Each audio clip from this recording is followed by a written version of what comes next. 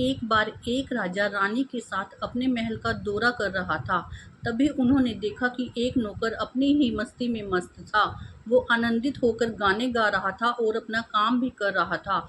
ये देखकर राजा बहुत ही परेशान हुआ और उसने रानी को कहा कि रानी देखो, इस नौकर के पास तो कुछ भी नहीं है। ये बहुत ही गरीब है, लेकिन देखो फिर भी ये आनंदित नजर आ रहा है। इधर दूसरी तरफ मेरे पास सब कुछ है, इतना बड़ा महल, नौकर चाकर, खूब सारा धन, लेकिन फिर भी मैं परेशान रहता हूँ, मैं खुश नहीं हूँ।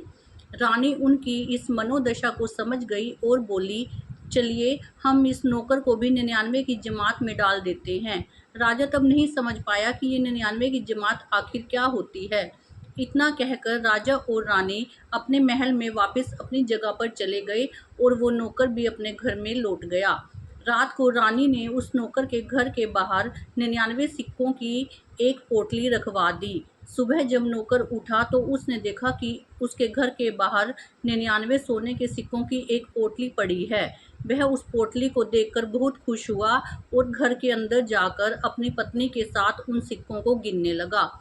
जब उसने यह देखा कि इसमें 99 सिक्के हैं, तो उसने अपनी पत्नी को कहा कि रखने वाले ने जरूर 99 सिक्कों की जगह पर 100 सिक्के रखे होंगे, जिसमें से एक सिक्का गुम हो गया है।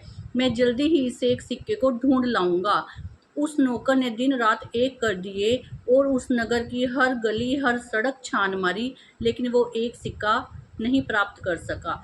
तब उसने अपनी पत्नी को वादा किया, मैं कि दिन रात खूब मेहनत करूंगा और ये एक सोने का सिक्का इकट्ठा करके रहूंगा।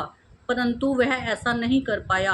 अब वो दिन पे दिन परेशान रहने लगा। ना तो वो घर में चैन की नींद पा सका और ना ही महल में अपने काम को दिन लगाकर कर सका, क्योंकि उसे हमेशा यही चिंता रहती थी कि मैं उस एक बचे हुए सोने के सिक्के को नहीं पा रहा हूँ। दोस्तों, बस यही है 99 की जमात का खेल, जिसमें हमारे पास जो होता है हम उसे नज़रअंदाज कर देते हैं, लेकिन जो हमारे पास नहीं होता हम उसे प्राप्त करने के लिए हरदम कोशिश करते रहते हैं, जबकि ये सब गलत है। हमारे पास जितना है, जो है, हमें उसमें संतुष्ट रहना चाहिए। हाँ, सपने बड़े देखो, उसे पूरा करने की कोशिश करो, लेकिन परेशान मत हो कि हमारे पास ये सब कुछ नहीं है। किसी दूसरे की तुलना अपने से मत करो। इसलिए हमेशा खुश रहिए, मुस्कुराते रहिए। भगवान ने जितना जो दिया है उसी में संतुष्ट रहिए। धन्यवाद।